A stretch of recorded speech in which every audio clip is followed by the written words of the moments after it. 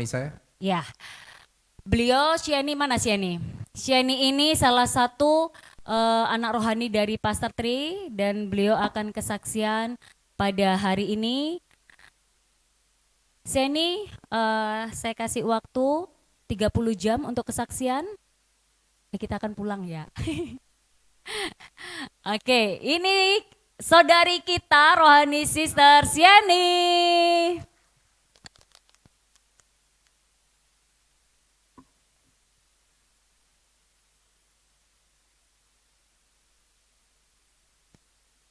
Shalom Bapak Ibu. Terima kasih atas kesempatan yang Tuhan berikan pada saya untuk kesaksian di malam yang berbahagia ini. Perkenalkan, nama saya Sieni. Saya anak rohaninya dari Pastor Tri. Puji Tuhan, hampir 2 tahun dalam bimbingannya Pastor Tri. Saya dulu adalah pernah, Bapak Ibu mungkin pernah mendengar kitab, yaitu ceritanya tentang orang buta dan orang tuli. Itulah saya dulu, yaitu di kitab Matius pasal 13 ayat 13. Sekalipun melihat, mereka tidak melihat. Sekalipun mendengar, mereka tidak mendengar dan tidak mengerti. Itulah aku yang dulu. Maksudnya gimana? Tidak bisa mendengar tentang kasih Tuhan, tentang kebaikan Tuhan, itu tidak mendengar. Jadi walaupun tuh banyak orang yang bercerita tentang kasih Tuhan, itu saya cuma ngomong, bohong. Itu yang saya katakan dulu. Itu orang-orang aja cuma yang ngomong. Saya sama sekali tidak pernah merasakan. Itu yang aku rasakan dulu. Kemudian kenapa saya bisa buta dan tuli? Yaitu karena ada tertulis dalam kitab Matius 13 ayat 15, yaitu sebab hati bangsa ini telah menebal telinga berat mendengar, dan dan mata melekat tertutup. Itulah karena apa? Yaitu karena terjadi, yaitu di Efesus 4:31. Segala kepahitan, kegeraman, kemarahan, pertikaian, dan fitnah hendaklah dibuang dari antara kamu. Demikianlah segala kejahatan. Itulah yang aku lakukan karena dari kecil mengalami kepahitan, luka batin, kemudian terlalu dibully dari kecil, akhirnya timbullah kepahitan, dendam, dan itulah membuat saya akhirnya buta akan kasih Tuhan dan tuli akan tentang cerita-cerita tentang kasih Tuhan. Dan puji Tuhan, hari ini yang terjadi dalam hidup saya adalah kalau orang bertanya, itu Sieni yang dulu itu sekarang seperti ini. Iya, inilah aku Sieni yang sekarang. Karena kasih Tuhan, Tuhan telah menyelamatkan aku. Bahkan memang tidak gampang ya Bapak Ibu, kalau proses pelepasan. Pelepasan itu yang kita alami itu bukan hanya pelepasan apa atau karena kesurupan atau apa, tidak. Pelepasan yang kita lakukan alami itu adalah seperti adanya kutuk keturunan. Mungkin Bapak Ibu mungkin tidak percaya, apa itu kutuk keturunan? Enggak ada. Sebenarnya ada. Kutuk keturunan itu ada di mana? Dalam kitab suci pun juga ada, yaitu tertulis di dalam Ulangan 30:10. Aku memanggil langit dan bumi menjadi saksi terhadap kamu pada hari ini. Kepadamu kuhadapkan kehidupan dan kematian, berkat dan kutuk. Pilihlah kehidupan supaya engkau hidup, baik engkau maupun keturunanmu. Kutuk keturunan itu ada. Kemudian di Bilangan 14:18, Tuhan itu berpanjangan sabar dan kasih setianya berlimpah-limpah.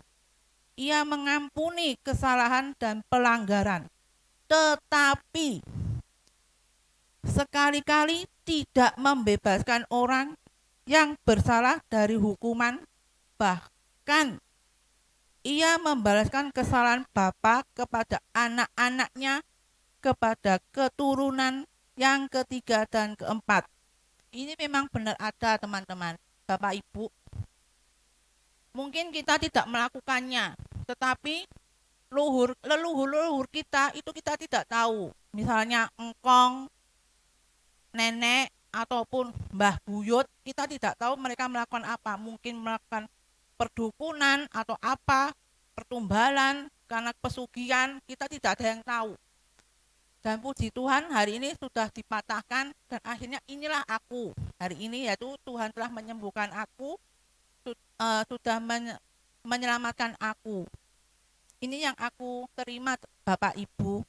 Terus pertanyaannya sekarang ini, maaf permisi ya Bapak Ibu, saya boleh bertanya. Ini di kitab Yohanes itu bab 5 ayat 6 mengatakan begini. Maukah engkau sembuh? Itu Yesus yang berkata. Maukah Bapak Ibu sembuh? Kok saya tidak dengar ya Bapak Ibu? Apakah Bapak Ibu mau sembuh? Oh puji Tuhan. Di kitab Matius bab 7 ayat 7 sampai 8 itu mengatakan yaitu mintalah maka diberikan kepadamu.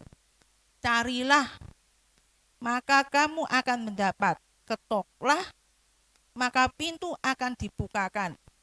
Sekarang Yesus sendiri yang mengatakan pada kita, bertanya pada kita. Mintalah, yaitu Yesus meminta hati kita. Apakah untuk rindu? Yesus rindu untuk kita, Tuhan menyembuhkan kita. Mencari, Tuhan Yesus yang mencari kita. Untuk apa? Untuk kita kembali ke jalannya. Ketoklah, maka Tuhan mengatakan, hari ini Tuhan yang mengetok pintu hati kita, hatiku. Yaitu untuk apa? Untuk dilepaskan dan diselamatkan. Mari Bapak Ibu, kita di sini adalah bukan kebetulan. Mari kita disembuhkan oleh Tuhan. Katakan pada diri kita sendiri, katakan Tuhan, ini aku yang mau kau sembuhkan. Ini aku yang kau selamatkan. Ini aku yang mau kau bebaskan. Dan puji Tuhan hari ini mamahku pun datang di KKR ini. Ini sungguh keajaiban buat hadiah Tuhan buat aku. Jadi inilah Tuhan yang kita diberikan kalau kita kembali ke jalan Tuhan. Itu memang prosesnya nggak gampang, tapi kemenangan yang Tuhan berikan itu pasti Bapak Ibu, yaitu keselamatan. Terima kasih atas kesempatan yang diberikan pada malam ini. Dan terima kasih karena saya di Vincero ini berkat Papa Rohani saya boleh bertumbuh dan berbuah. Tuhan Yesus memberkati. Luar biasa Sister Sheni. Ya Bapak Ibu, kutu keturunan juga bisa kita lihat di Keluaran 20 ayat 4 dan Keluaran 34 ayat 7. Jadi memang semua itu ada, dan yang terlebih kalau Bapak Ibu mau melihat pelayanan itu benar atau tidak bisa dilihat dari buah-buahnya ya Bapak Ibu. Jadi kalau mengatakan ini benar nggak ya pelayanan ini, bisa dilihat oleh buah-buahnya. Baik Bapak Ibu, kita langsung aja ke pelayanan perjamuan kudus. Bisa dipersiapkan dan akan dipimpin oleh Pastor Tri. Shalom semua, selamat malam. Tuhan memberkati semua di sini. Amin ya. Amin. Puji Tuhan Yesus. Kita mulai dulu dengan perjamuan kudus. Karena itu juga memperingati apa yang Yesus lakukan buat kita. Karena Yesus bersabda, lakukanlah ini untuk mengingat apa yang aku lakukan buat engkau. Do this in remembrance of me. Maka kasih Tuhan Yesus. Ku telah mati dan tinggalkan Terima cara kasih Tuhan Yesus. hidupku yang lama. Terima kasih Tuhan Yesus. Semuanya sia-sia Lagi dibagikan sebentar ya. dan tak Sabar. berarti Onda bakalaya rata kasih lagi rata kasih hidup lahir rata ini kasih rata bakalaya. ku letakkan Terima kasih Roh Kudus. Terima kasih Yesus. pada Terima kasih mesbah-Mu atas ya hadiah-Mu. Tuhan. Keselamatan buat kami semua lewat darah-Mu. Jadilah Terima kasih padaku Yesus. Rata kasih seperti rata bakalaya. yang Kau ingini. Rata kasih rata kasih rata. Oh, Laka rata ku kasih rata bakalaya. telah mati Masih dibagikan ya. Terima kasih Tuhan dan Yesus. tinggalkan Diresapi aja apa yang Yesus lakukan cara buat kita semua. hidupku yang lama. Maka itu Semuanya sia-sia pada malam sebelum ia diserahkan tak berarti untuk membawa semua dosa-dosa kita, semua sakit penyakit di atas tubuhnya, untuk dicambuk, untuk disiksa, untuk diludahi, untuk disalib, untuk mengangkat semua dosa-dosa kita di tubuhnya, di jiwanya, sehingga kita yang percaya kepada Dia dan bertobat akan dihapus dosa-dosa kita, karena Bapa melihat kita melihat Yesus. Terima kasih Yesus untuk substitusi ini. Di malam sebelum Yesus diserahkan bersama dengan murid-muridnya, ia mengambil roti padaku seperti dan dia mengucap syukur kepada Bapanya untuk roti ini. Mari kita mengambil roti untuk mengucap syukur kepada Bapa kita di surga dalam Yesus. Yesus mengajarkan kita memanggil Tuhan, sekarang bisa memanggil dengan nama Bapa dalam Yesus. Yesus mengucap syukur kepada Bapanya. Ia memecahkan roti itu dan berkata, inilah tubuhku yang diserahkan bagimu. Perbuatlah ini menjadi peringatan akan aku. Terima kasih Yesus, tubuh Kristus. Amin. Silakan.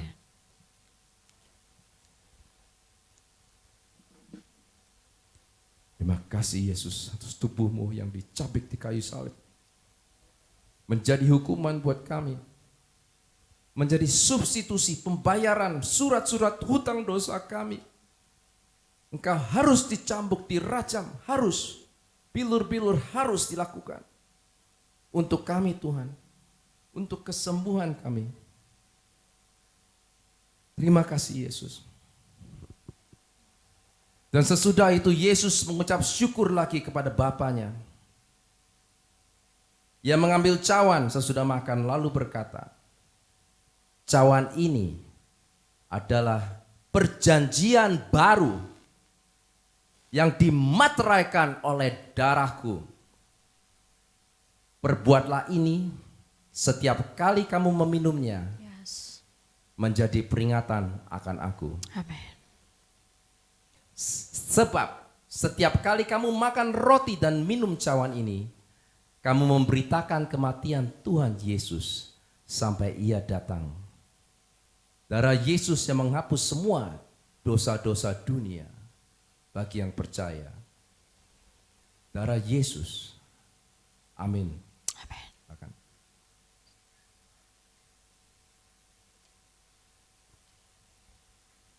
Terima kasih Tuhan Yesus atas persembahan dirimu, persembahan yang terbaik buat kita semua di kayu salib. Maka itu kita dilepaskan besar dari neraka, karena kita semua kalau tidak ada Engkau Tuhan Yesus masuk neraka. Tapi dengan pertobatan dan sengsaramu, kita yang menerima Engkau dengan mulut dan hati masuk surga. Terima kasih Tuhan Yesus. Silakan.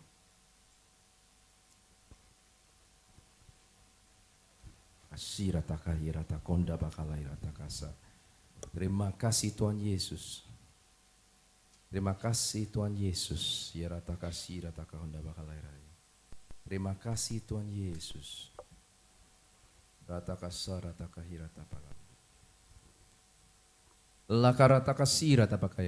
Klikernya ya, kliker. Terima kasih Tuhan Yesus. Selamat datang semua. Kita akan mulai sebelum pengajaran dengan doa ya. Cuma latihan dulu ya, latihan. Oh iya, oke. Keluarnya langsung, nggak apa-apa lah. Oke. Kita berdoa dulu. Sampai dia ambilkan itunya, yang bekas komuni. Ya, terima kasih Tuhan Yesus. Ya Bapa, dalam nama Yesus, dengan kuasa darah Yesus, kuasa Roh Kudus. Terima kasih atas pengorbananmu di kayu salib Tuhan Yesus. Tuhan Yesus, saya tahu Vincero Ministries adalah dari Engkau. Karena semuanya adalah perintah Engkau. Latih pasukanku. Kamu akan melakukan ini seumur hidupmu. Terima kasih Tuhan Yesus, saya hanya berjalan dengan obedience, dengan tunduk sehari demi sehari. Satu pelayanan demi satu pelayanan. Orang disembuhkan sedikit demi sedikit. Saya serahkan semuanya, pengajaran malam ini, khotbah malam ini, kesaksian malam ini.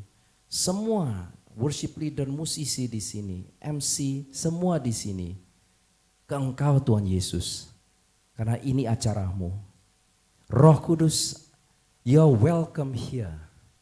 Datang di sini Roh Kudus. Untuk menjamah semua yang datang di sini. Ada yang datang jauh jalan darat dari Jawa Barat. Ada yang baru terbang dari Toraja. Tuhan Yesus, mereka menginginkan sentuhan-Mu. Tuhan Yesus, sentuhlah mereka. Saya serahkan semua ini Tuhan. Gunakanlah semua di sini slides pengajaran ini. Tubuh, jiwa, roh saya, mulut saya, tangan saya, semuanya buat pekerjaan-Mu Tuhan Yesus. Less of me, more of you Tuhan Yesus. Bapak kirimkan pasukan malaikat-malaikat untuk menjaga di seluruh ujung ruangan-ruangan ini. Dan bala pasukan malaikat untuk menjaga semua yang blok diusir dalam nama Yesus. Luar ceramah dalam nama Yesus.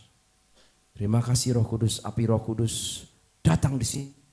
Serang tempat ini, invade this place Roh Kudus, you're welcome here. Our best friend, teman baik, terbaik kita.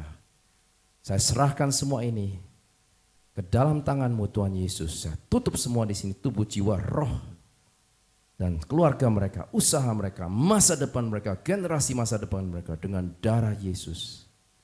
Dalam nama Yesus saya berdoa. Amin. Oke, shalom. Shalom.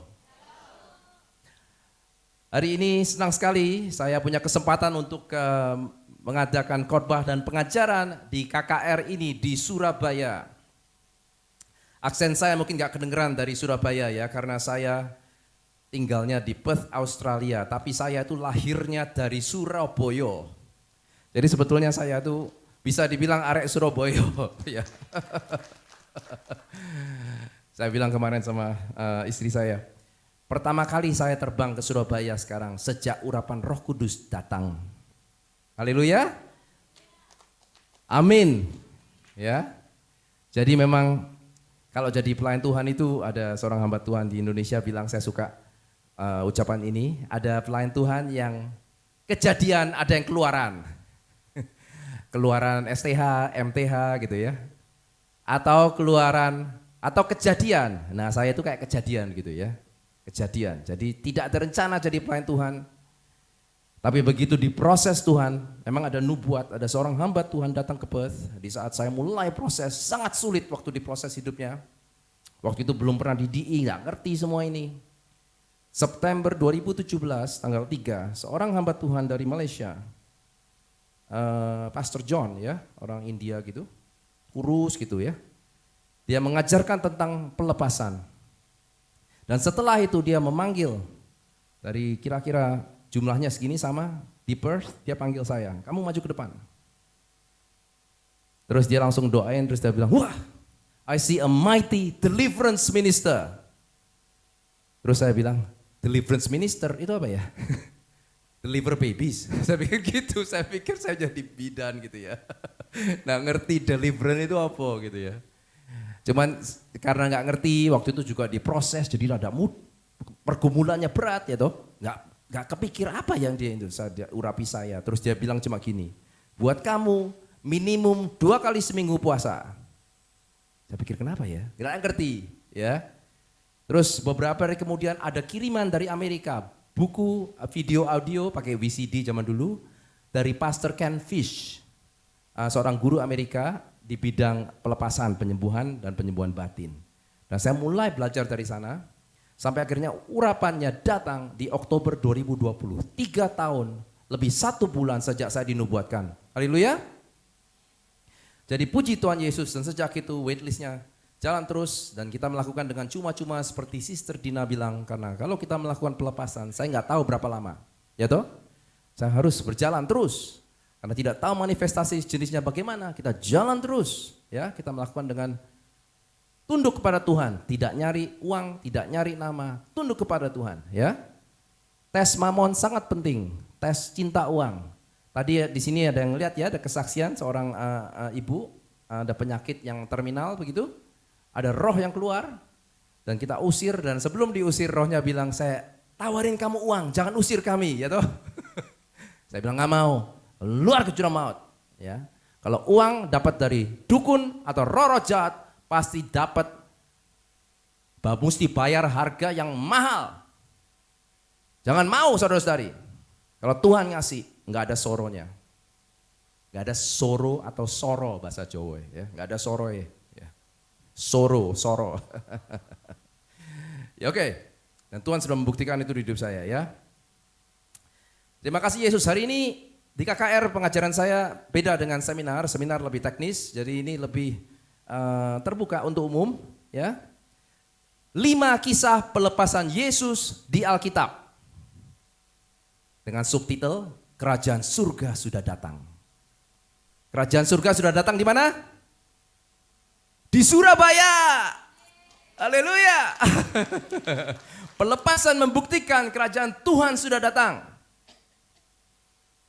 Kita coba klikernya. Oke, keluarnya langsung semua ya. Maaf ya, biasanya satu persatu. Karena teknis kita siap dengan plan B. Oke, pelepasan itu artinya kerajaan surga sudah tiba. Mulai dari poin pertama ya. Yesus bilang di Lukas 11 ayat 20. Akan tetapi, dia bilang sama Farisi. Farisi bilang, wah kamu itu sesat ya. Ya itu biasa kalau ngusir setan dalam nama Yesus tuh banyak orang bilang sesat. Apalagi yang ada roh agamawi. Ya. Farisi bilang kamu sesat yang ngusir setan dalam nama Yesus. Yesus jawab apa? Akan tetapi jika aku memakai jari Tuhan, the finger of God. Itu terjemahannya King James Version ya. Untuk mengusir setan. Artinya apa? Kerajaan Tuhan sudah datang upon you di sini. Oke. Finger of God itu apa? Di translasi lainnya di Matius 12:28 yang menceritakan yang sama. Yesus berbicara, tetapi jika aku mengusir setan dengan kuasa Roh Kudus, Roh Tuhan, kerajaan Tuhan sudah datang. Berarti finger of God adalah Roh Kudus. Saya baru dari Amerika, berkumpulan dengan pelayan pelepasan penyembuhan batin lainnya, dan ada pelayan pelepasan sudah tua, African American. Dia bilang, dia ngusir setan dengan jari kelingking. Finger of God, keluar dalam nama Yesus. Karena ada ayatnya, haleluya. Saya belum pernah coba dia. Saya belajar banyak ya, kita belajar banyak dari yang sudah pengalaman. Harus tetap belajar sebagai pelayan pelepasan. Pelepasan itu berarti adalah kuasa Roh Kudus yang bekerja. Jadi Yesus bilang kalau ke Farisi, kalau Anda membilang bahwa kuasa, karena Farisi itu bilang pasti dia ini sesat, ngusir setannya pasti dengan kuasa Beelzebul. Nah, Yesus bilang, kamu bisa berdosa pada anak manusia diampuni, Yesus ya. Tapi kalau kamu menghujat Roh Kudus, itu bahaya. Yang ngerjain, yang keluarin dalam nama Yesus, tadi Robert sebut tadi siang kan ya. Siapa yang ngeluarin? Roh Kudus, dalam nama Yesus. Saya hanya bejananya aja. Yang bantu tim hanya bejananya aja, ya toh? Yang keluarin Roh Kudus. Pelepasan adalah kuasa Roh Kudus, yang artinya sama dengan kerajaan Tuhan sudah datang di sini. Sudah datang di sini. Kerajaan Tuhan berarti semuanya, malaikat-malaikatnya sudah di sini semua. Ya, malaikat-malaikat perang. Di doa Bapa kami ada ditulis, Bapa kami yang ada di surga, dimuliakanlah namamu. Datanglah kerajaanmu Tuhan, kerajaan surga. Datanglah ke sini. Jadilah kehendakmu di bumi seperti di surga. Penyembuhan, pelepasan, penyembuhan batin. Itu di surga sudah terjadi. Jadi di bumi juga terjadi kerajaan surga. Dan kita, duta besar kerajaan surga di sini. Kita bisa melakukan dengan otoritas dalam nama Yesus yang sama. Yesus bilang, oh ini firman Tuhan di 1 Korintus 4:20. Sebab kerajaan Tuhan, kita ngomongin kerajaan Tuhan ya, udah datang ya. Kerajaan Tuhan bukan terdiri dari kata-kata aja. Tapi dengan power, dengan kuasa. Ya, dengan kuasa. Dukun juga punya kuasa, ya toh. Kita mau lari ke dukun. Jangan mau, ada harganya. Baik kita dengan kuasa Yesus. Saya mau ceritakan nanti. Untuk inilah anak Tuhan, Yesus ya. Menyatakan dirinya. Apa? Untuk apa? Misinya apa? Untuk menghancurkan, membinasakan semua perbuatan-perbuatan iblis. Dari Adam dan Hawa sampai sekarang. Dunia ini mestinya punyanya manusia, dikasih Tuhan. Tapi karena setan menipu Adam dan Hawa, berubah jadinya punya mereka sekarang, punya setan. Makanya kalau kita cinta dunia, bersatu dengan dunia, lewat meditasi supaya bersatu, bohong. Jangan mau jadi satu sama setan. Dunia punya setan. Firman Tuhan bilang apa? Kalau engkau cinta dunia, engkau musuhnya Tuhan. Ya, jadi satu persatu kita ambil kembali kerajaan Tuhan datang di dunia ini per satu orang, satu jiwa, satu rumah tangga, satu bisnis disembuhkan sedikit demi sedikit. Hayo kita mau. Ini punya Yesus, rumah ini saya urap, ini punya Yesus, kamar ini punya Yesus, anak saya punya Yesus. Nah itu ya, satu persatu. Itu tugasnya untuk membinasakan perbuatan-perbuatan iblis.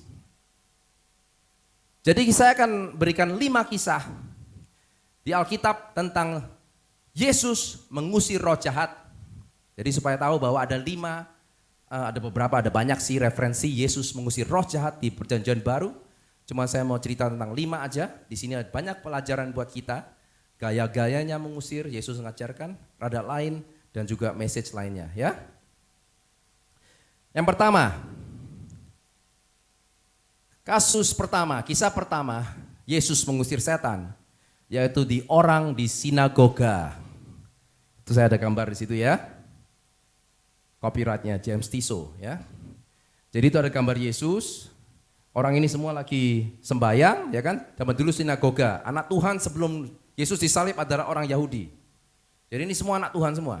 Setelah salib Yesus dan Pentakosta, anak Tuhan adalah siapa? Orang percaya lahir baru, ya kita semua yang sudah percaya. Yang belum nggak apa-apa, nanti percaya ya. Jadi anak Tuhan. Tapi di saat itu anak Tuhan orang Yahudi. Dan ada yang manifestasi demons di orang ini. Jadi saya baca firman-Nya ya. Markus 1 ayat 21. Mereka tiba di Kapernaum. Setelah hari Sabat mulai, Yesus segera masuk ke dalam rumah ibadat dan mengajar. Jadi tugas mengajar itu adalah tugasnya murid-murid Yesus termasuk kita. Kita harus mengajar dari firman Tuhan. Menjabarkan, menggali supaya mengerti, membarui budi pekerti. Ya. Ayat ke-22, mereka takjub. Orang Farisi ini takjub semuanya, Yahudi, mendengarkan pengajarannya. Sebab Yesus mengajar mereka sebagai orang yang berkuasa, with power, otoritas. Tidak seperti ahli-ahli Taurat. Ya, banyak orang yang debat-debat doktrin sama saya gitu ya. Aduh. Deliverance is for the desperate, saya bilang. Yang sudah desperate dan putus asa, makin Tuhan mau sembuhkan, ya. Yang kalau Anda mau debat teologi nggak ada waktu karena banyak sekali waitlistnya. Kalau Anda sungguh-sungguh bilang bantu saya, bantu penyakit ini, bantu keuangan saya, bantu anak saya mau bantu. Bantu dosa ini nggak bisa lepas, saya bantu. Saya benci dosa ini, saya bantu. Kalau saya suka dosa ini, saya nggak akan bantu. Ayat ke-23, pada waktu itu di dalam rumah ibadah itu ada seorang yang kerasukan roh jahat. Orang itu berteriak, apa urusanmu? Bukan orang itu ya, itu demonsnya di dalam orang itu, roh jahat ya. Apa urusanmu dengan kami, hai Yesus orang Nazaret? Engkau datang hendak membinasakan kami. Aku tahu siapa engkau, yang kudus dari Allah. Tapi di saat itu Yesus belum siap waktunya untuk memberitahu bahwa dia Mesias. Bahkan dia bilang sama ibunya Maria waktu di Yohanes bab 2, merubah air menjadi anggur, dia bilang, waktuku belum tiba wanita, ya kan? Jadi dia belum, kalau enggak dikejarin terus dia, belum siap. Jadi waktu itu Yesus penghardik setan itu bilang, diam, keluar daripadanya. Ya, oke. Terima kasih Yesus. Sambung. Ayat ke-26, roh jahat itu menggoncang-goncang orang itu, ya, sambil menjerit dengan suara nyaring. Kayak tadi pagi itu ya, ia keluar daripadanya. Jadi roh jahat itu kalau mau keluar itu jerit gitu. Mulanya kadang-kadang rada sombong, ketawa-ketawa. Ya, kalau sudah mau keluar jerit, nangis, jangan, tak kasih uang kamu, jangan, sakit gitu ya. Itu biasa. Menjerit-jerit sambil keluar. Orang-orang itu semua takjub sehingga mereka memperbincangkannya. Katanya, apa ini? Suatu ajaran baru. Ia berkata-kata dengan kuasa. Roh jahat pun diperintahnya dan mereka taat kepadanya. Jadi ingat ya tuh, apa ini? Suatu ajaran baru. Mereka sudah orang sangat agamawi, melihat Yesus mengusir roh jahat, dibilang apa? Wah, ajaran apa ini? Sesat dah. Itu normal saudara-saudari. Yesus juga dibilang gitu. Ajaran baru apa ini? Kok enggak? Sebelumnya belum ada. Tapi Yesus lakukan itu. Dan roh jahat diperintahnya. Ayat ke-28, lalu tersebarlah dengan cepat kabar tentang Yesus ke segala penjuru di seluruh Galilea. Jadi apakah kisah Yesus mengusir setan, mengagungkan setan? Tidak. Malah bikin Yesus terkenal di daerah Galilea itu. Amin. Memuji Tuhan Yesus karena kerajaan Tuhan sudah datang. Jadi di cerita ini kita melihat ada seorang yang di sinagoga, di gambar itu ya. Orang ini sangat agamawi, religious. Tiap minggu dia ke sinagoga mereka, gereja mereka. Dia cinta Tuhan. Dia ikuti Tuhan secara waktu itu, secara hukum Taurat. Mereka belum ngerti, tapi ikuti dia, setia, baik. Ya kan, hukum Taurat harus berbuat baik, ya kan? Berbuat baik, suci. Dan dia lakukan semua. Tapi dia ada demonsnya. Dan demonsnya berteriak gitu ya. Waktu di hadapan Kristus. Ini artinya orang yang baik pun di dalam hatinya bisa ada demonsnya. Orang yang agamawi setiap minggu ke gereja bisa ada demonsnya. Anak-anak Tuhan yang berusaha sebaik-baiknya menjalani hidup agamawinya dan sehari-harinya dengan orang bisa ada demonsnya. Ini contohnya dari kisah ini. Dan banyak sekali demons ini di sana, termasuk di orang ini. Gara-gara kakek atau nenek moyangnya melakukan sesuatu yang jahat. Perbuatan jahat, perdukunan, perjanjian darah, pertumbalan, pesugihan. Ingat demons tadi yang tadi siang ya, yang kasih penyakit itu ke ibu itu? Ngaku dia kan sebelum diusir Beelzebul. Ya masuk dari berapa generasi lalu bapaknya, tapi beberapa generasi dari bapaknya. Masuk dari apa? Pembunuhan, perzinahan, pertumbalan. Jadi anak ini milikku. Aku bilang nggak bisa. Kalian tidak mati di kayu salib buat anak ini. Ibu ini punya Yesus. Dia yang beli dia dengan darahnya. Ya. Jadi kita panggil kejahatan yang turun-menurun ini, yang menjadi kutuk ini adalah kutuk generasi. Di genetik keturunan darah Anda. Jadi kejahatan di masa lalu bisa mengikuti sampai menyiksa orang di zaman sekarang. Atau menghambat orang di zaman sekarang, atau menghambat keuangan orang di zaman sekarang, atau menghambat kesembuhan dan lain-lainnya di zaman generasi sekarang. Mungkin beberapa dari kalian atau Anda mengalami siksaan ini dalam bentuk macam-macam. Kalian cinta Tuhan seperti orang itu. Kalian sering ke gereja, tidak pernah miss. Kalian mau ikuti Tuhan, baca Alkitab. Kalian mungkin dari denominasi A, denominasi B, dari pastor ini, pendeta itu, dan sebagainya. Tapi ada sesuatu di hidupnya yang stuck. Ada sesuatu yang bulat. Ada pergumulan yang gak lepas-lepas. Kadang-kadang 2, 3, 4, 5 tahun diproses. Tapi kalau 20 tahun udah gak normal. 10 tahun udah gak normal. Berulang-ulang, bukan Anda aja tapi pohon keluarga. Ya mungkin orang bilang kalau Anda baca Alkitab atau ke gereja lebih banyak bisa hilang dewek. Tapi Alkitab bilang kalau ada roh jahat mesti diusir dalam nama Yesus. Bahasa Yunaninya ekbello, diusir dalam nama Yesus. Ada roh jahat yang sudah tidak ada kuasa hukum. Saya bilang ke roh itu, dalam nama Yesus, kamu ada kuasa hukum tinggal di sini enggak? Enggak ada. Kenapa masih di sini? Tidak ada yang usir. Kita panggil itu NRNC, no legal right, never challenge. Jadi mereka tuh kayak rats ya, tikus-tikus gitu, mesti diusir dalam nama Yesus. Ya, setelah kuasa hukum dibatalkan. Contoh-contoh lainnya, kisah kedua ya. Kisah pertama di sinagoga. Silakan ya ini slides-nya ya. Terima kasih tim multimedia. Oh ya. Wah, terima kasih ya. Kisah pelepasan Yesus kedua di Alkitab. Anak yang diseret ke api dan ke air oleh roh jahat. Dari Alkitab semua saudara-saudari. Markus 9:14. Ada di Lukas juga ya, saya yang di Markus. Ketika Yesus, Petrus dan Yakobus dan Yohanes kembali ke murid-murid lain. Mereka dari mana? Dari Gunung Tabor. Di gunung waktu Yesus ditransfigurasi ya. Mereka melihat orang banyak mengerumuni murid-murid itu. Dan beberapa ahli Taurat sedang mempersoalkan sesuatu dengan mereka. Dan memperdebatkan lagi ahli Taurat. Suka begitu kan?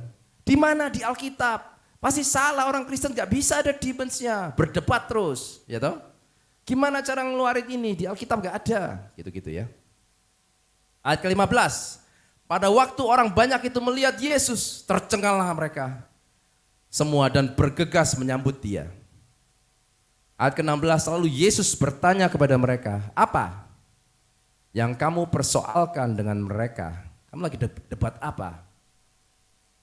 Ayat ke-17, kata seorang itu dari orang banyak itu, jadi ayah dari anak ini ya. Guru, anakku ini kubawa kepadamu karena ia kerasukan roh yang membisukan dia. Jadi roh bisa membisukan ya. Ayat ke-18, dan setiap kali guru, kata ayah ini, setiap kali roh itu menyerang dia, itu manifest ya, manifestasi. Roh ini membantingkan anak saya, dibanting ke tanah, lalu mulut anak saya berbusa, giginya berkeberetuk, berkeretakan dan tubuhnya menjadi kejang. Aku sudah meminta pada murid-muridmu, Yesus, supaya mereka mengusir roh itu, tetapi mereka tidak bisa. Ayat ke-19, Yesus rada marah sama murid-muridnya. Maka kata Yesus kepada mereka, hai, kamu angkatan yang tidak percaya, berapa lama lagi aku harus tinggal di antara kamu? Berapa lama lagi aku harus sabar terhadap kamu? Bawa anak itu kemari. Jadi Yesus, kadang-kadang saya sama murid-murid ada galak juga ya. Ayo semua harus bisa, ayo semangat ya, ayo. Gitu. Yesus waktu itu mau disalib kan, ayo semua harus bisa ya. Ayat ke-20, lalu mereka membawanya anak itu kepada Yesus. Waktu roh itu melihat Yesus, makanya saya sering lihat mata saya bukan melihat Anda, core-nya, saya mau melihat roh di belakang Anda. Ya, dan dukun-dukun, saya mau lihat. Roh itu melihat Yesus, lewat matanya anak itu. Langsung anak itu segera digoncang-goncang sama roh itu. Sama kan kayak tadi kan. Dan anak itu terpelanting ke tanah dan terguling-guling, sedang mulutnya berbusa. Ya. Next slide. Makasih Yesus. Ratakan. Next slide, multimedia. Ya. Ayat ke-21, lalu Yesus bertanya kepada ayah anak itu. Nah, sudah berapa lama ia mengalami ini? Ayahnya menjawab, sejak masa kecilnya. Yesus mestinya sudah tahu toh. Tapi dia nanya untuk mengajari ke kita supaya kita juga tahu. Supaya kita bisa nanya, ya. Makanya kadang-kadang saya nanya sama orang tuanya kalau ada anaknya sakit atau gimana. Sejak kapan ini terjadi? Dari umur berapa? Dari umur berapa kesulitan keuangan ini terjadi? Dari kejadian apa? Saya mau tahu. Ayat ke-22. Dan seringkali roh itu, kata bapak itu, menyeret anak ini ke dalam api ataupun ke dalam air untuk membinasakannya. Itu adalah roh bunuh diri, saudara-saudari. Roh itu mau membunuh diri anak itu. Ada namanya roh bunuh diri ya. Sebab itu, kata bapak itu, jika engkau Yesus dapat berbuat sesuatu. Yesus itu selalu bingung, imanmu di mana ngomong jika. Tolonglah kami dan kasihanilah kami. Ayat ke-23 jawab Yesus, hah? Katamu apa? Jika engkau dapat. Kalau Yesus ketemu orang Romawi gitu ya, wah seneng dia, imanmu hebat. Enggak ada jika-jika, enggak ada ragu-ragu. Terjadilah kepadamu menurut imanmu, kata Yesus ya toh. Jadi iman bapak ini bilang apa? Jika kamu bisa. Loh, jika aku bisa, Yesus bilang. Tidak ada yang mustahil bagi orang yang percaya. Yesus ada di sini, ya kan? Ayat ke-24, segera ayah anak itu berteriak, aku percaya. Tolonglah aku yang tidak percaya ini. Jadi sangat bingung dia ya, double minded. Ayat ke-25, ketika Yesus melihat orang banyak makin datang berkerumun, ia menegur orang jahat, roh jahat itu, ekbelo, dengan keras. Jadi kita ngomong roh jahat ya, dengan keras. Yang sudah manifestasi. Kata Yesus, hai kau roh yang menyebabkan orang menjadi bisu dan tuli. Dan Yesus tahu bukan bisu aja tapi tuli. Dia ada word of knowledge, kata-kata pengetahuan. Aku memerintahkan engkau, keluarlah daripada anak ini dan jangan memasukinya lagi. Ayat ke-26, lalu keluarlah roh itu sambil apa? Sambil berteriak dan menggoncang-goncang anak itu dengan hebatnya. Betul toh? Kalau berkeluar kayak gitu selalu. Ada yang bilang ke saya, seorang dari ini ya, tempat gereja atau apa ya, persekutuan doa. Roh Kudus kan teratur. Kok roh jahatnya pas diusir kok bisa jerit-jerit gitu kalau Pastor Tri usir loh, saya bilang roh kudusnya teratur, roh setannya enggak. Ya, mereka kalau keluar kayak begitu, menggoncang-goncang apa dan sebagainya. Anak itu kelihatannya seperti orang mati, sehingga banyak orang yang berkata ya sudah mati. Ingat ya, ini roh bunuh diri kan ya, modelnya kayak gitu. Ayat ke-27, tetapi Yesus memegang tangan anak itu dan membangunkannya, lalu ia bangkit berdiri. Bangkit sendiri. Ayat ke-28, ketika Yesus sudah di rumah, jadi sudah selesai. Murid-muridnya sendirian dengan Yesus, bertanyalah mereka, mengapa kami tidak bisa mengusir roh ini? Ayat ke-29 jawab Yesus kepada mereka, jenis ini tidak dapat diusir kecuali dengan berdoa dan puasa. Maka itu puasa itu penting. Ya. Puasa itu penting. Puasa enggak masukin kita ke surga, bukan. Tapi puasa ada berkatnya. Termasuk di pelepasan dan penyembuhan. Amin. Dan juga menguatkan roh dan melemahkan daging, ya. Oke. Jadi di kisah nomor 2 ini, Yesus bertanya, sudah berapa lama anakmu seperti ini? Dari kecil kata bapaknya, ya kan?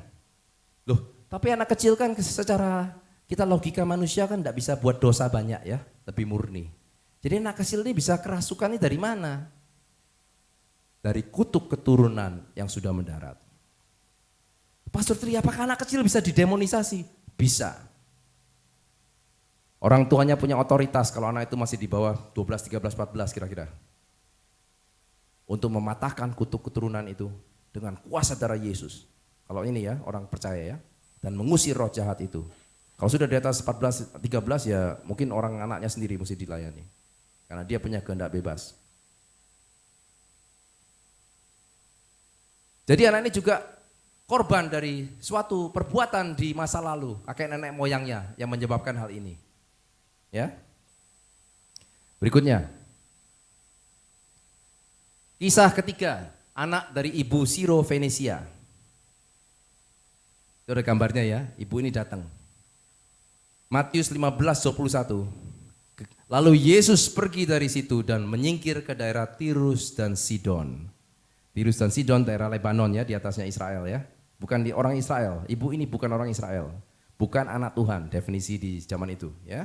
Sebelum salibkan anak Tuhan orang Yahudi ya. Ayat ke-22, maka datanglah seorang perempuan Kanaan dari daerah itu dan berseru, kasihanilah aku ya Tuhan, anak Daud, karena anakku perempuan kerasukan setan dan sangat menderita. Dari mana di sini tahu kalau kerasukan setan itu menderita? Menderita. Karena misi setan di Yohanes 10:10a Yesus bilang adalah mencuri, membunuh, membinasakan. Mencuri uang, mencuri kebahagiaan, membunuh perkawinan, membunuh iman dan akhirnya membinasakan ke neraka, menolak Yesus. Ayat ke-23, tetapi Yesus sama sekali tidak menjawab perempuan itu. Lalu murid-murid Yesus mulai annoyed ya, sebel. Datang dan meminta kepada Yesus, aduh suruhlah ibu ini pergi. Ia mengikuti kita dengan berteriak-teriak, tolong aku, tolong, ya kan? Ayat ke-24, jawab Yesus, aku diutus kepada ibu itu, dia bilang, aku diutus hanya untuk domba-domba yang hilang di umat Israel, yaitu anak Tuhan di zaman itu, orang Yahudi. Ibu itu bukan orang Yahudi. Ayat ke-25, tetapi perempuan itu mendekat dan menyembah Yesus. Menyembah Yesus, itu kuncinya juga ya. Bilang apa dia? Tuhan, tolonglah aku. Saudara-saudari, pernah ada suatu kejadian di mana ada, karena saya melayani pelepasan gini kadang-kadang yang WA saya itu bukan jati diri utamanya orang itu, bukan core-nya saya panggil, tapi roh jahatnya atau kepingan jiwa dukun dan lain-lainnya. WA, jangan deketin dia, jauhkan dari dia tidak perlu kalian, gitu-gitu dan sebagainya. Saya bilang sama orang itu, saya gak mau ngomong sama kamu di WA ya, saya mau ngomong sama core-nya. Tuhan Yesus, Roh Kudus bilang ke saya, sampai core-nya bilang, tolonglah aku, baru saya bantu. Kalau nggak percuma. Yang mau minta ditolong siapa? Dia belum minta tolong. Jadi kalau orang minta tolong itu saya tunggu. Sampai orangnya sendiri mau. Ada seorang bapak bilang, wah istri saya perlu pelepasan, pastor. Loh, istrimu suruh kontak saya dong.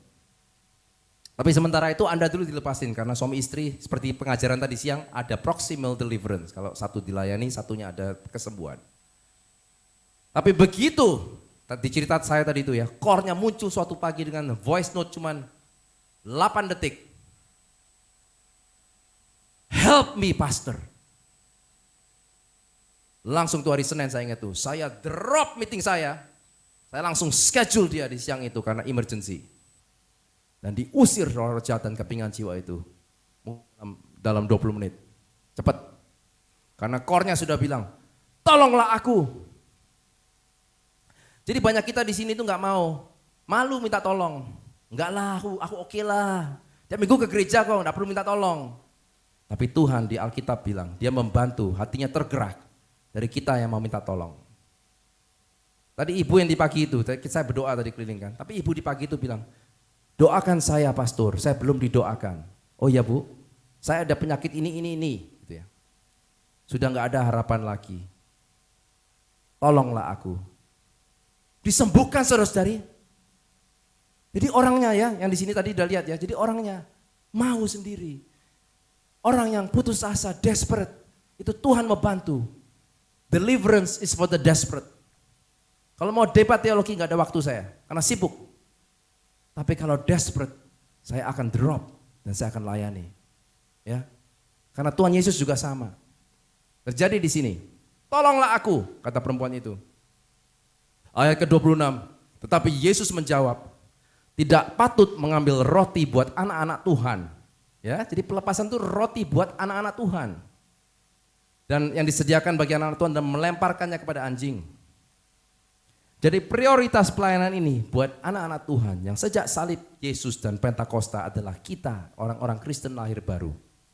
Jadi yang Anda belum lahir baru, kalau Anda terima Yesus, Anda jadi anak-anak Tuhan. Jadi ini adalah bagian dari hadiah dan hak Anda untuk dilepaskan. Ayat ke-27, perempuan itu tidak menyerah, tidak tersinggung. Kalau orang mau didoain itu kadang-kadang gak mau, gak usah, aku sudah ada Roh Kudus, gak usah, gak perlu. Itu gak bisa disembuhin. Tapi perempuan ini gak tersinggung. Dia bilang apa? Ayat ke-27, kata perempuan itu ke Yesus, benar Tuhan. Namun anjing juga makan remah-remah yang jatuh dari meja tuannya. Dia gak bilang kayak bapak tadi itu ya, jika engkau bisa, gak bilang gitu. Dia bilang, aku anjing pun Tuhan, dapat remah-remah dari meja. Ayat ke-28, maka Yesus menjawab dan berkata kepadanya, hai ibu, besar imanmu. Besar imanmu. Maka jadilah kepadamu seperti yang kau kehendaki. Dan seketika itu juga anak perempuannya yang jarak jauh itu sembuh. Besar imanmu. Perempuan ini datang dari jauh mencari Yesus. Bayangin ya, zaman dulu gak ada bis ya. Gak ada kereta api, gak ada mobil. Dari Tirus dan Sidon, lihatin di peta ya, sampai ke dalam ini, daerah ini jauh. Dan seketika itu juga anak itu sembuh. Jadi roh jahat bisa menyebabkan sakit penyakit. Fisik dan mental. Yang tadi pagi itu kanker ya, itu 100% sembuh. Dia akan jadi kesaksian. Karena Beelzebulnya udah keluar pakai alat-alat itu. Dia bilang apa? Itu kanker apa? Kanker apa? Kankerku ya, dia bilang apa gitu kan. Ya tak balikin ke kamu, tak ikat ke kamu gitu kata nama Yesus. Keluar dengan panah-panah itu. Tidak semua sakit penyakit dari demons, tapi kalau dari demons dan dilepaskan alat-alat itu, kalau diusir mereka keluar ke jurang maut. Proses kadang sedikit demi sedikit tapi mesti jalan terus. Ya, penyakit mental juga. Oke, itu kisah ketiga. Jadi Yesus mengetes, menguji iman perempuan ini ya. Dan demons bisa diusir dari jarak jauh, termasuk lewat Zoom dari Australia. Oke, kisah keempat. Perempuan keturunan Abraham. Alkitab semua ini. Ini cuma 5 yang pokok aja loh. Lukas 13 ayat 10 itu ada gambarnya, perempuannya bungkuk. Ya. Kalau bungkuk itu ada talinya, itu ada bebannya, itu ada roh jahat duduk di atasnya, itu ada talinya, ada rantai biasanya.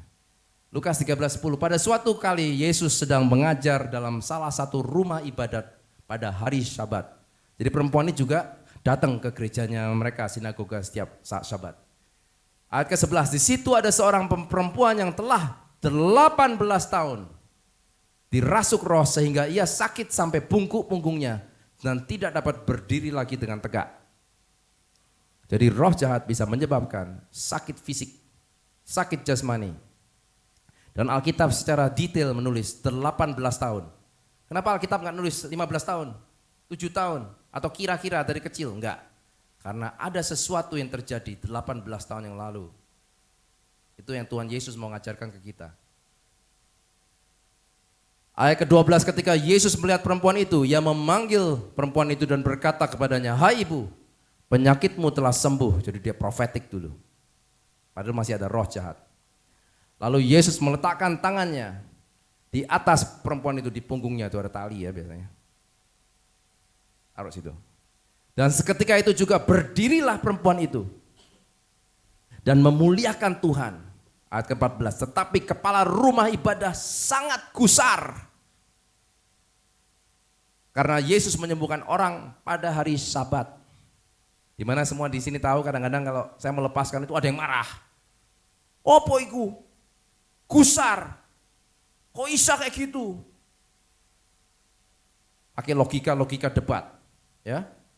Contohnya, orang ini berdebat, gusar ini. Terima kasih Yesus. Orang multimedia ya. Oh ya. Lalu orang itu berkata kepada orang banyak, Yesus ini gimana sih piye toh? Kan ada 6 hari untuk bekerja. Karena itu datanglah pada salah satu hari dari 6 itu untuk disembuhkan. Jangan pada hari Sabat. Itu logika manusia agamawi. Pastor itu gimana sih ngusirnya kayak gitu? Ngusirnya mesti begini dan sebagainya. Teorinya kan begini. Berdebat teologi itu begini ngusirnya. Sekali ngomongnya cukup. Gak perlu begini, gak perlu begitu. Berarti belum pernah lapangan. Ya toh? Selalu di debat. Ayat ke-15, tetapi Tuhan menjawab dia dengan keras. Katanya, hai orang-orang munafik. Bukankah setiap orang di antaramu melepaskan lembunya atau keledainya pada hari Sabat dari kandangnya dan membawanya ke tempat minuman? Bukankah perempuan ini yang sudah 18 tahun diikat oleh iblis, ada talinya kan? Harus, kerajaan Tuhan itu apa? Harus dilepaskan dari ikatannya itu. Karena ia adalah keturunan Abraham dan anak Tuhan ya. Di perjanjian lama. Ayat ke-17, dan waktu ia berkata demikian, semua lawannya merasa malu. Dan semua orang banyak bersuka cita karena segala perkara mulia yang telah dilakukan Yesus. Jadi pelepasan itu memang kontroversial. Banyak yang suka, ada yang ngomel. Tapi yang dilepaskan suka. Haleluya. Jadi itu normal, jangan takut, itu normal. Ya, tapi Yesus marah, jangan munafik. Orang mau disembuhkan kok, dikasih kondisi. Buah-buahnya penyembuhan, langsung didebat. Loh kalau lihat buah-buahnya aja, berarti berdebat terus, nggak ada stopnya. Nggak usah berdebat saudara-saudari. Kalau Anda melayani penyembuhan atau kelepasan penyembuhan batin, nggak usah berdebat. Bilang aja, kalau Anda sudah desperate, baru saya layani. Kalau mau debat teologi nggak ada waktu, nggak ada gunanya. Jadi perempuan ini disiksa secara fisik. Dia punya demon roh jahat 18 tahun. Dia orang yang agamawi. Dia orang tapi tetap ada demonnya. Demon sakit penyakit yang bikin dia bungkuk. Yesus usir demon itu dari dia dan dia disembuhkan langsung. Memuji Tuhan. Tapi poin saya adalah ini. Perempuan ini didemonisasi oleh demon ini. Karena sesuatu terjadi 18 tahun yang lalu. Kita nggak tahu apa itu 18 tahun yang lalu. Tapi pasti ada sesuatu spesifik kejadian yang terjadi. Mungkin trauma, mungkin kejadian apa dan sebagainya. Mungkin dia ke dukun, mungkin dia ke tukang kuamia, ke astrologi, nanya-nanya. Mungkin dia nyembah berhala, nyembah setan yang lain, nyembah Tuhan yang lain.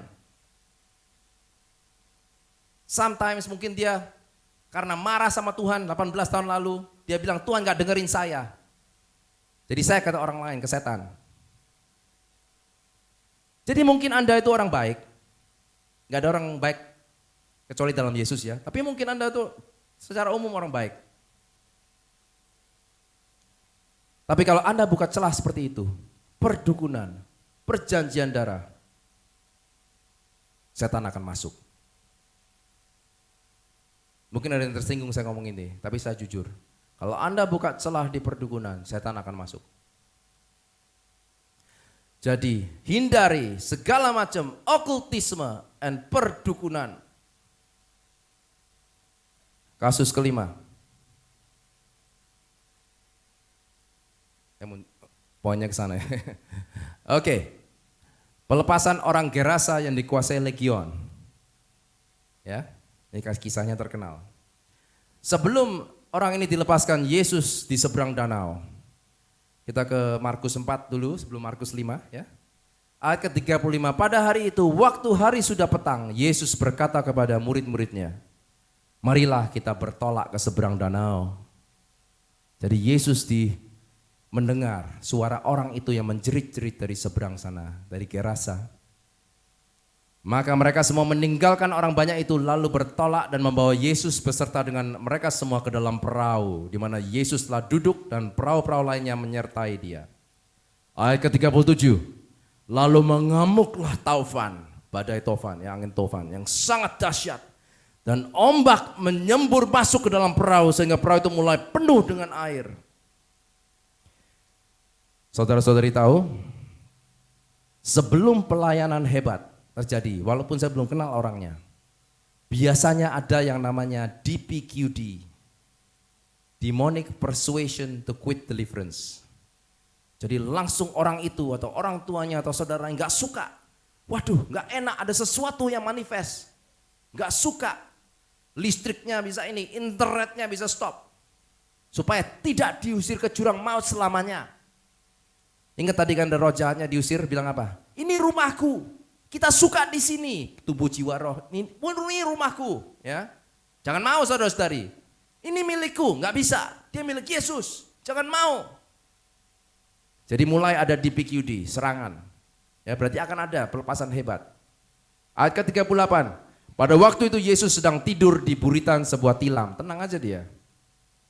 Maka murid-muridnya membangunkan dia dan berkata kepadanya, "Guru, engkau tidak pedulikah kalau kita binasa?" Ketakutan murid-muridnya. Jadi mereka ketakutan, padahal Yesus ada di situ. Terima kasih Yesus. Ya.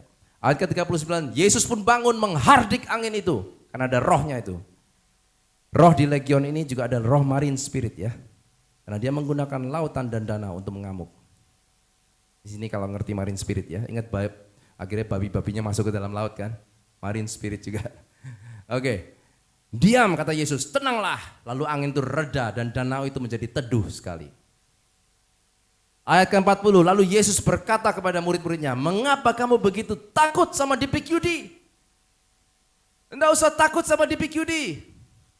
Kalau ada DPQD saya bilang, itu berita baik. Berarti mereka ketakutan. Berarti dukun-dukun itu ketakutan. Berarti setan-setan itu ketakutan. Karena mereka mau diusir ke jurang maut. Mereka intimidasi.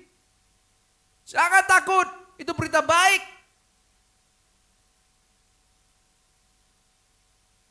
Mengapa kamu tidak percaya, kata Yesus.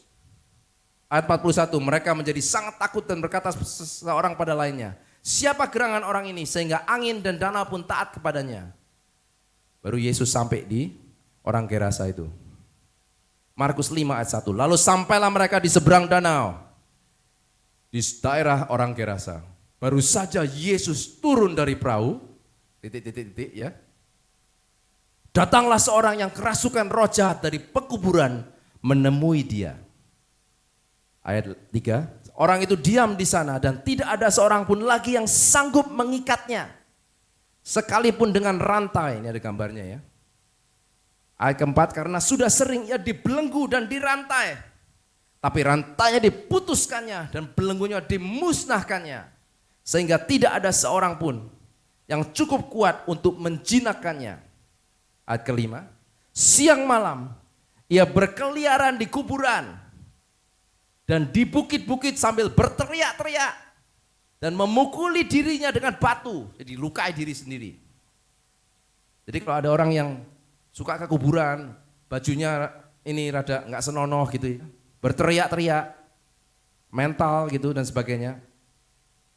Rantai bisa dihancurkan secara supranatural, itu biasanya demonisasi ya. Ayat ke-6, ketika orang itu melihat Yesus dari jauh, berlarilah dia, ini penting ini. Berlarilah dia mendapatkan Yesus lalu menyembah Yesus. Setan tidak bisa nyembah Yesus. Setan tidak suka Yesus. Bilang aku cinta Yesus saya nggak bisa. Jadi siapa yang nyembah Yesus di sini? Yang nyembah adalah core orang itu sendiri. Jadi ada core di orang itu sendiri yang menyembah Yesus. Bantulah aku Tuhan.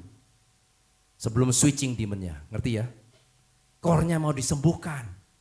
Itu kuncinya di situ. Saya mau disembuhkan, Tuhan tolong aku, nyembah dia.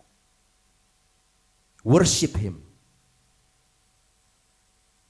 Ayat berikutnya. Terima kasih Yesus. Ayat ke-7, dan dengan keras setannya berteriak dari mulut orang itu. Apa urusanmu dengan aku, hai Yesus anak Allah yang maha tinggi? Demi Allah jangan siksa aku.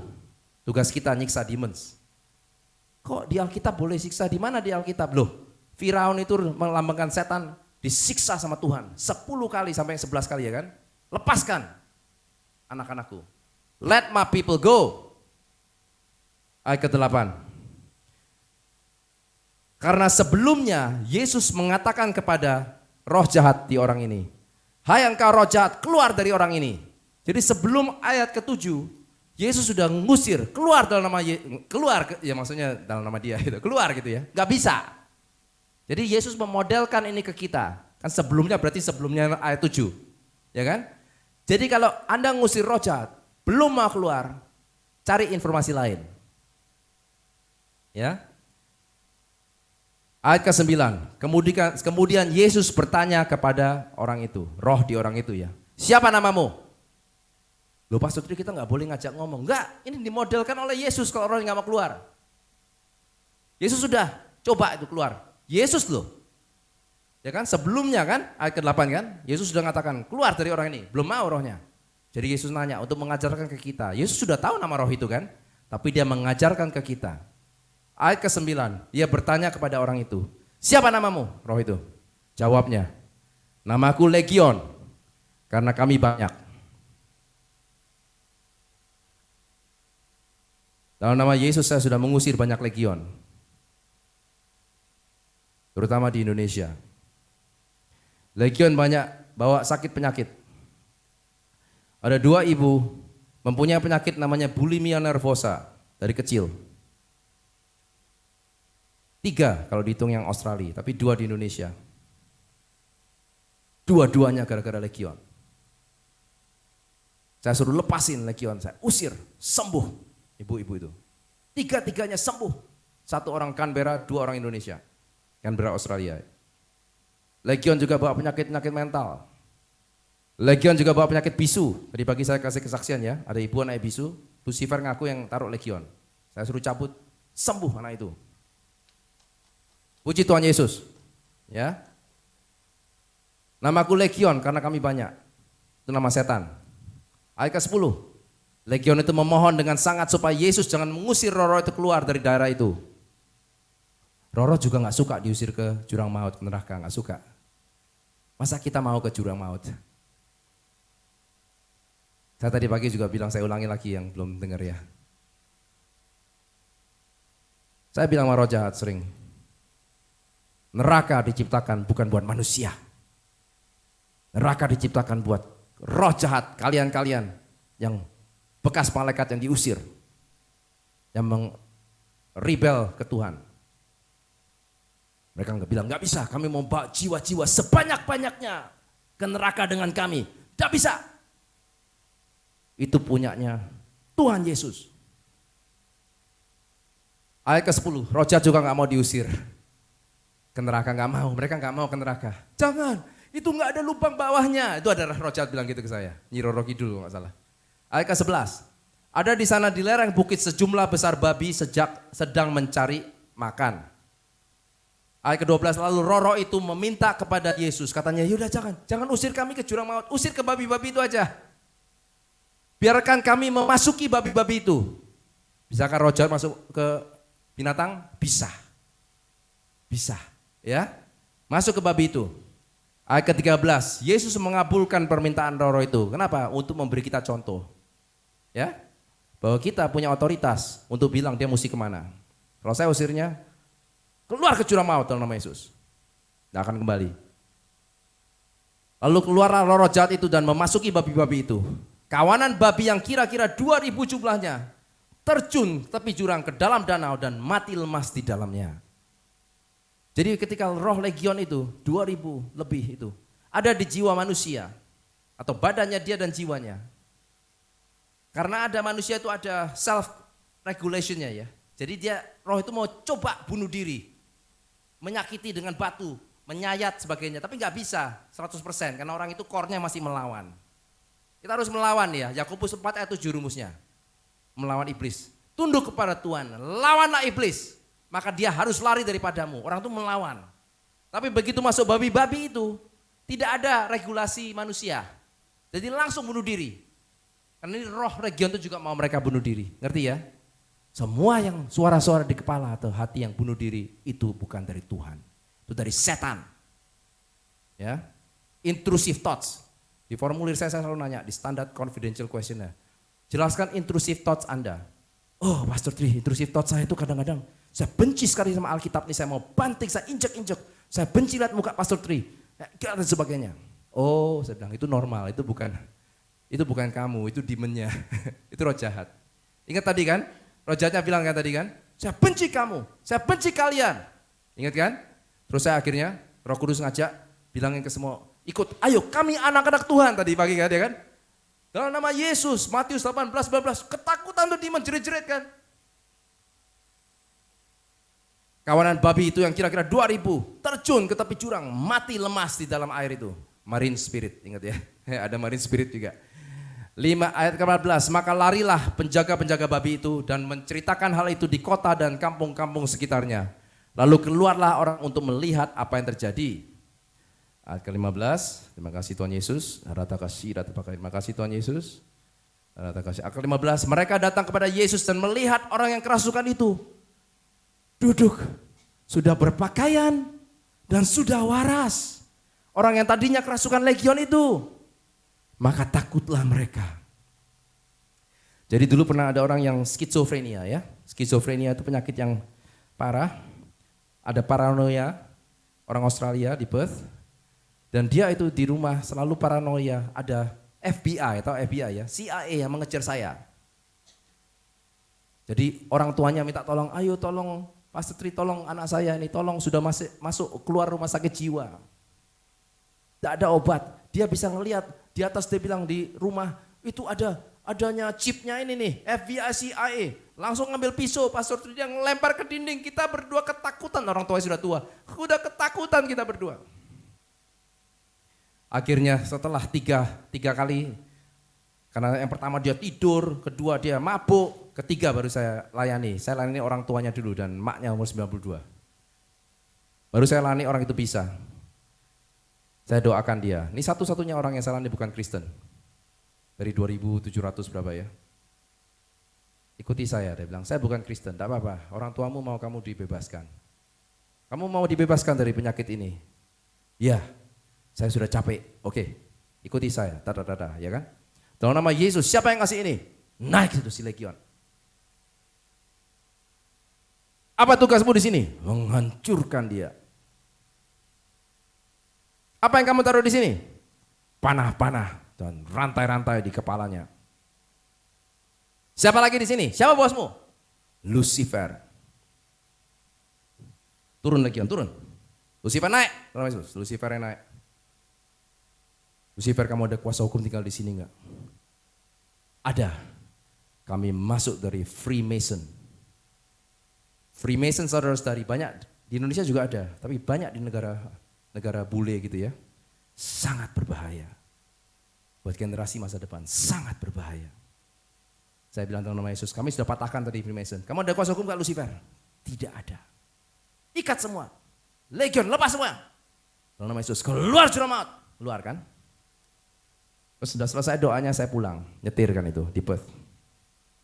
6 minggu kemudian saya dapat WA dari bapaknya. Pastor Tri, bisa nggak kita makan? Oh ya bisa, Sabtu ya, soalnya ada waitlist ya, Sabtu pelayanan. Saya mikirnya, waduh ada problem apa lagi? Saya mikir gitu, lempar pisau di rumah ya toh nggak tahu. Saya ketemu di restoran di Victoria Park, itu restoran Chinese. Bapak ibunya duduk di situ sama anak laki-laki itu umur 39 saya ingat. Sudah waras. Haleluya. Puji Tuhan Yesus. Sudah waras. Dan kesaksiannya dari kakaknya ada di YouTube, di website kami. Saya juga wow, dia duduk sebelah dia. Wow, how are you? Saya bilang gitu. Oh, I'm good, Pastor. I'm good, saya baik, Pastor. Saya sudah mulai kerja 5 hari seminggu. Saya sudah mulai gym. Please pray, I have a girlfriend. Saya punya pacar. Oh ya, sure. Ya. Dia sudah punya girlfriend sekarang ya. Tapi saya bilang, kamu disembuhkan oleh Yesus loh. Kamu ke gereja ya? Oh ya, gitu ya. Puji Tuhan Yesus ya. Haleluya. Jadi sudah waras.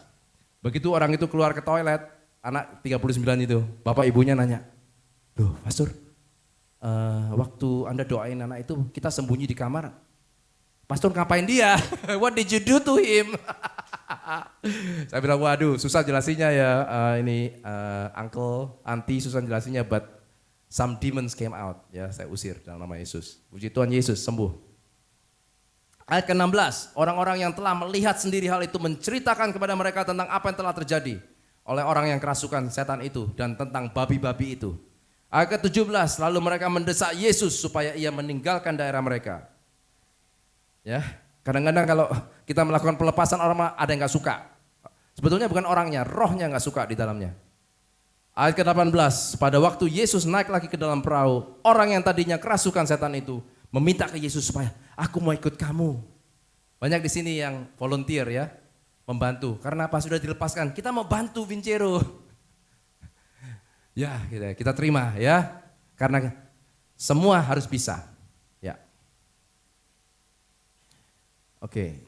Terima kasih Yesus. Ayat ke-19, Yesus tidak memperkenankan itu kepada orang itu. Enggak usah ikut aku. Pulanglah ke rumahmu, kepada orang-orang sekampungmu, dan beritahulah kepada mereka segala sesuatu yang diperbuat oleh Tuhan atasmu dan bagaimana Tuhan telah mengasihani engkau. Jadi bersaksilah kalau kamu sudah dilepaskan. Markus 5, 19, 20. Bersaksilah atas kebaikan hidup Tuhan di hidupmu. Ayat ke-20, orang itu pun pergi dan mulai memberitakan di daerah Dekapolis segala apa yang diperbuat Yesus atas dirinya. Dan mereka semua menjadi heran. Jadi di daerah Dekapolis terjadi revival setelah pelepasan roh legion. Tadi pagi ada roh Beelzebul diusir dari sini. Itu akan terjadi pelepasan besar buat Surabaya. Ya, itu roh legion diusir, orang ini menjadi apa? Menjadi evangelis, menjadi orang yang bersaksi, memenangkan jiwa-jiwa ke Yesus. Itu tujuannya pelepasan, untuk revival. Kerajaan Tuhan sudah datang di Indonesia, terutama di Surabaya.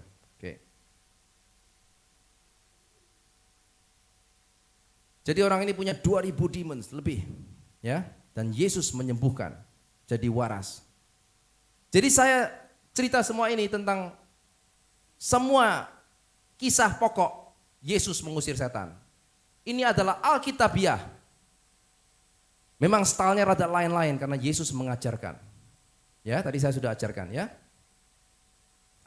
Dan kita punya misi dari Tuhan Yesus yang dirangkum oleh amanat agung Yesus ke kita semua. Itu buat kita semua. Di baju saya belakang, amanat agung Yesus. Markus 16, 15, 18. Lalu Yesus berkata kepada murid-muridnya, pergilah ke seluruh dunia, beritakanlah Injil pada semua makhluk. Siapa yang percaya akan dibaptis dan diselamatkan, tapi siapa yang tidak percaya akan dihukum. Ayat ke-17, tanda-tanda ini akan menyertai orang-orang yang percaya. Nomor satu apa? Mereka akan mengusir setan demi namaku. Itu tanda yang pertama. Mereka akan berbicara dengan bahasa-bahasa baru bagi mereka. Mereka akan memegang ular sekalipun minum racun, mereka tidak akan celaka. Ada pertolongan Tuhan, protection. Mereka akan meletakkan tangannya atas orang sakit dan orang itu akan sembuh. Jadi saudara-saudari, tujuan kita dipanggil ini, Tuhan, untuk melakukan amanat agung. Itu tujuan Vincero Ministries juga, untuk memperlengkapi prajurit-prajurit Kristus, untuk melakukan PhD, preach the gospel, heal the sick, deliver people from demons. Dan dukun. Di Indonesia banyak perdukunan. Setiap minggu saya ketemu dukun, minimum 2 kali. Kalau muncul saya bilang, kocro-kocro keluar lagi. Dari mana kamu? Madura. Nggak takut. Siapa kamu? Mbah ini. Dari mana kamu? Banyuwangi. Siapa kamu? Nggak bisa lawan Tuhan Yesus, nggak bisa. Ketahuan. Tuhan tuh sayang baik kamu, mau bertobat. Ya udah. Terima kasih Tuhan Yesus. Jadi saya sudah kasih tahu ya, kerajaan Tuhan sudah datang. Sebab kerajaan Tuhan bukan terdiri dari perkataan, tapi dengan kuasa. Jadi sebelum saya layani, orang yang mau melayani dan bilang ke Tuhan, tolonglah aku Tuhan. Tolonglah aku. Tapi kalau Anda keras hati dan bilang, enggak perlu, aku enggak perlu didoain apa-apa. Hasilnya enggak banyak. Tapi kalau Anda bilang, tolonglah aku di bidang ini, dan ini. Saya akan doa dalam nama Yesus. Dan itu akan dibenarkan. Terjadi. Oke, mungkin saya kasih ke Sister Dina. Ini mungkin sesi tanya jawab sedikit. Ya sedikit enggak apa-apa. Mungkin ada pertanyaan sebelum pelayanan. Terima kasih. Terima kasih Yesus. Yes. Oke, gimana Bapak Ibu? Udah banyak ilmu? Kok saya nggak ada suaranya? Sudah banyak berkat? Kurang? Enggak, kita yang tepar nanti. Oke, Bapak Ibu sebenarnya di rundown saya tidak ada Q&A, cuman Pastor memberikan kesempatan untuk Bapak Ibu yang hadir malam ini memberikan beberapa pertanyaan.